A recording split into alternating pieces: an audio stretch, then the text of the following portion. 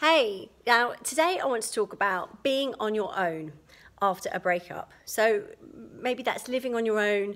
If you lived with your partner for a long time or even a short time, suddenly going to bed on your own, waking up on your own, having to sort things out in the house on your own, all these things become something that you have to deal with. And I know for a lot of my clients and from a lot of you that message me, this is a big issue, and understandably so, because you become almost codependent on someone when you're living with them because you take different roles maybe in the house, you have help with things. If you see things like I've just seen out the corner of my eye here, a massive spider on the ceiling, maybe that's not your thing and maybe your partner would have got that for you. So how do you deal with it? There's a whole load of things that you now need to do, like me having to get that big spider, it's literally like that big, off the ceiling somehow. How do you do that? And these are real life things. These are practical real life things. Now, sometimes you just have to man up like I had to do with spiders. Now they don't bother me, but this is a big one. But then also there's things like, who takes those those other things that you took for granted, sharing the cooking, maybe sharing the cleaning, if you've got kids, doing the school runs, helping them with homework, putting them to bed, just having someone to mind them while you take a call or you need to go to the shops. How do you get your head around that? And if you don't have kids, living on your own can be, a daunting thing. And I know because I see this a lot from the questions I get, how do I ever get used to it?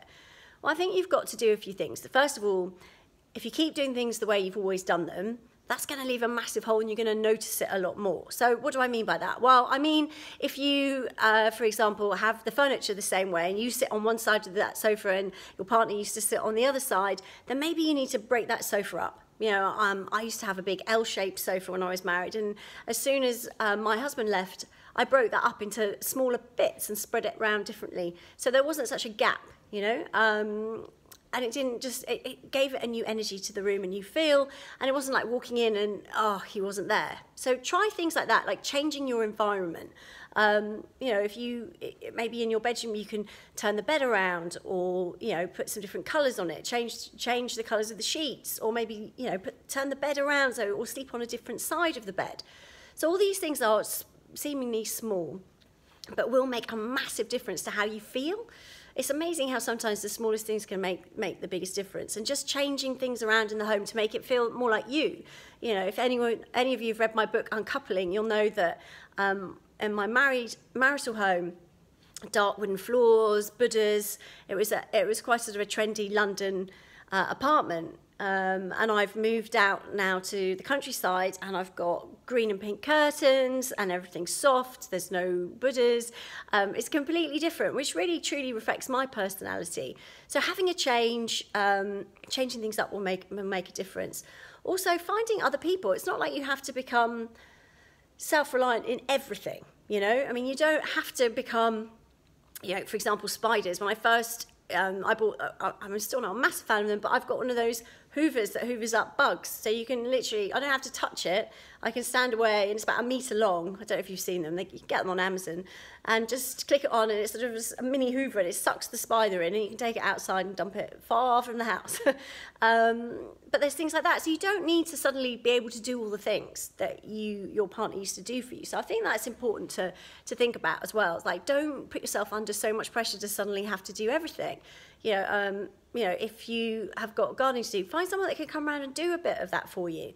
Or, if you really hate doing the ironing and your partner used to do that, then, find someone that can do that for you. Or, find a fun way to do it. So put it on while you're watching your favourite programme, do the ironing at the same time, So I think it's important not to take all of it on and think, well, now I've got to do this, this and this. It might be that you can find other ways of doing it so you don't do it in the same way as maybe your partner would have done it.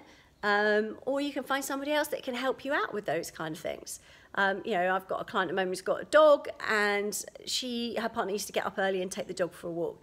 And now she's finding she has to do that. But with a little bit of research, she found that there was a really friendly neighbour she had on the same road who walks her dog at the same time, was more than happy to take the dog out for her. So that was easy. It's take turns in doing it. So now it's not such a major deal for her.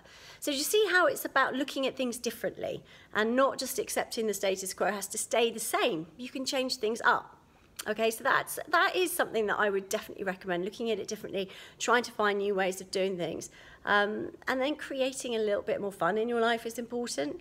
You know, if you keep on doing the same things you did with your partner, so watching the same programs, or maybe going to the same supermarket or whatever, things like that, try something different. You know, drive a different way to work, or you know, try a different supermarket, cook a different meal. I think we all get quite set in our ways. I know we do in Britain, sort of cooking the same meals over and over again. I know I certainly do.